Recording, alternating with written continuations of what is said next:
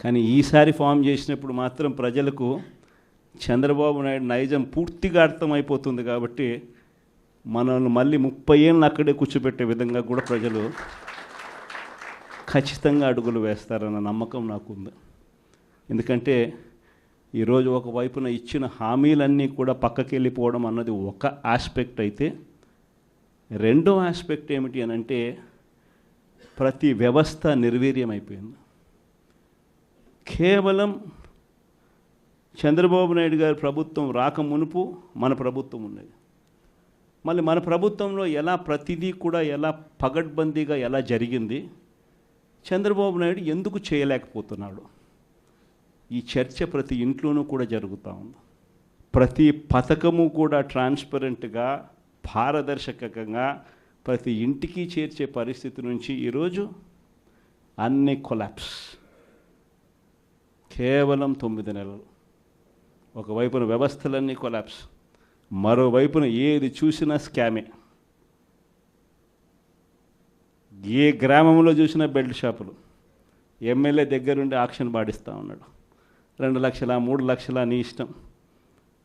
ఆ 2 లక్షలు కట్టడానికి పోలీసులు సపోర్ట్ చేస్తారు, దగ్గరుండి మద్యం అమ్మేట్టుగా. ఎంఆర్పి రేటుకు వాళ్ళు కొనుక్కుంటారు, ఎంఆర్పి రేటు ప్లస్ వీళ్ళ ప్రాఫిట్ వేసుకొని వాళ్ళు అమ్ముతారు. ఏ గ్రామంలో చూసినా కూడా ఏ బంకులో కూడా ఈరోజు మద్యమే కనిపిస్తూ ఉంది. మొట్టమొదటిసారిగా గవర్నమెంట్ నడుపుతా ఉన్న మద్యం షాపులను తీసేసి ప్రైవేట్ వాళ్ళని తీసుకొచ్చేసినారు. ఇసుక ఎక్కడ పడితే అక్కడ డబల్ ద రేటుకి అమ్ముతూ ఉన్నారు. ప్రతి నియోజకవర్గంలోని పేకాట క్లబ్బులు ఎక్కడ పడితే అక్కడ కనిపిస్తూ ఉన్నాయి.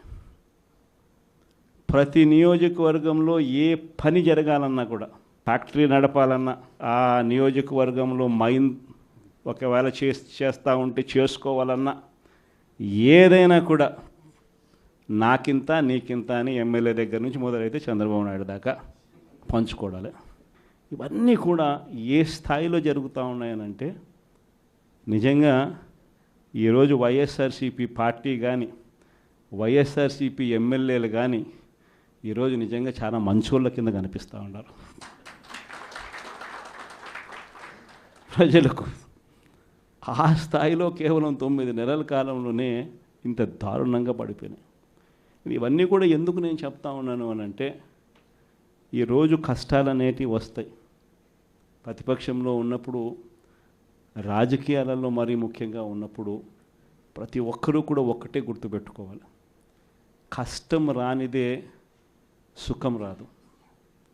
ప్రతి మనిషి జీవితంలో కూడా కష్టాలు సుఖాలు అనేది పార్ట్ అండ్ పార్సల్. ప్రతిపక్షంలో ఉన్నప్పుడు మనకు కష్టాలు కనిపిస్తాయి, కానీ ఆ ప్రతిపక్షంలో ఉన్నప్పుడు ఆ కష్టాలలో వచ్చినప్పుడు మనం ఆ కష్టాలను ఎలా ఎదుర్కొంటాం అన్నది మనల్ని లీడర్లు చేస్తాయి. కష్టం వచ్చినప్పుడు మన క్యారెక్టర్ను మనం అమ్మేసుకుంటే, మన వ్యక్తిత్వాన్ని మనం అమ్మేసుకుంటే, ఒక్కసారి బాటిల్లో ఉన్న నీళ్ళు బాటిల్లో ఉంటే బాటిల్లో నీళ్ళు తాగుతాం. బాటిల్లో ఉన్న నీళ్ళు ఒక్కసారి ఇలా పడేసినామనంటే భూమిలోకి పడిపోతాయి, మళ్ళీ ఏరుకోలేం. క్యారెక్టర్ కూడా అలాంటిదే. ఒక్కసారి విడిచిపెట్టేసినాము అని అంటే మళ్ళీ దాన్ని ఏరుకోలేం. ప్రజల్లో చులకనవుతాం, ప్రజల్లో పలచనవుతాం. ఇది ప్రతి ఒక్కరూ కూడా గుర్తుపెట్టుకోండి. కష్టాలు అన్నటివి ఎల్లకాలం ఉండవు. ఎవరికి ఏ కష్టం వచ్చినా కూడా నా కథ గుర్తు తెచ్చుకోండి. 16 నెలలు నన్ను జైల్లో పెట్టినారు. నా మీద కేసులు వేసింది కూడా మళ్ళీ ఎవరో కాదు, అటు కాంగ్రెస్ ఇటు తెలుగుదేశమే.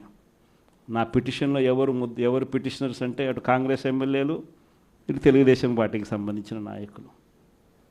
కేవలం రాజకీయంగా ఎదుగుతున్నాను అని ఒకే ఒక కారణంతో దొంగ కేసులు బనాయించారు. 16 నెలలు జైల్లో పెట్టినారు. కానీ ఏమైంది? బయటికి రాలా? ముఖ్యమంత్రి కాలా?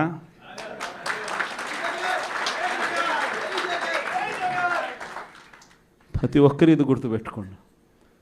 ఎవరికైనా ఇంతే. మహా చేస్తే వీళ్ళు ఏం చేయగలుగుతారు? దొంగ కేసులు పెడతారు, కాదండంలా బెదిరిస్తారు, కాదండంలా మహా అయితే 3 నెలలు లోపల వేస్తారు.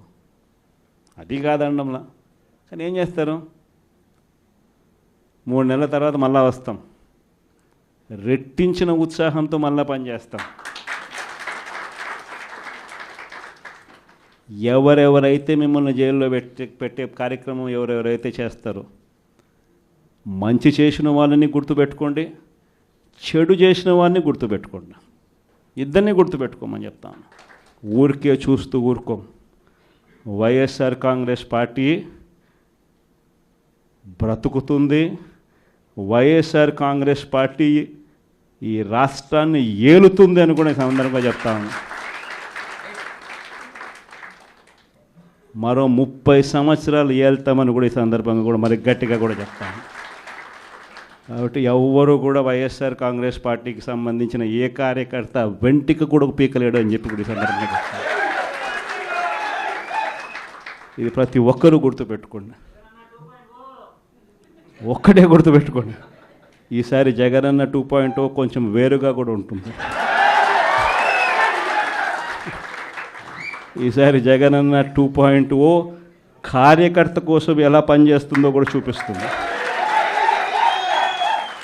ఇది మాత్రం నేను ఖచ్చితంగా చెప్తా ఉన్నా. ఎందుకనంటే జగనన్న 1.0లో బహుశా కార్యకర్తలకు నేను అంత గొప్పగా బహుశా చేయలేకపోయి ఉండొచ్చేమో. ప్రతి పథకము ప్రతి విషయంలోనూ కూడా మొట్టమొదటిగా ప్రజలే గుర్తుకొచ్చారు. ప్రజలకు మంచి చేయడం కోసమే నా టైం కేటాయించా, నా తాపత్రయపడ్డా, ప్రతి విషయంలోనూ దానికోసమే అడుగులు వేశా. కానీ జగనన్న 2.0కి వచ్చేసరికి మాత్రం చంద్రబాబు నాయుడు కార్యకర్తలకు పెడతా ఉన్న ఇబ్బందులు చూసా, కార్యకర్తలు పడతా ఉన్న అవస్థలు చూసా, కార్యకర్తలు పడతా ఉన్న బాధను గమనించా. వీళ్ళ కోసం గట్టిగా మీ జగనన్న ఉంటాడని సందర్భంగా గట్టిగా చెప్తాను.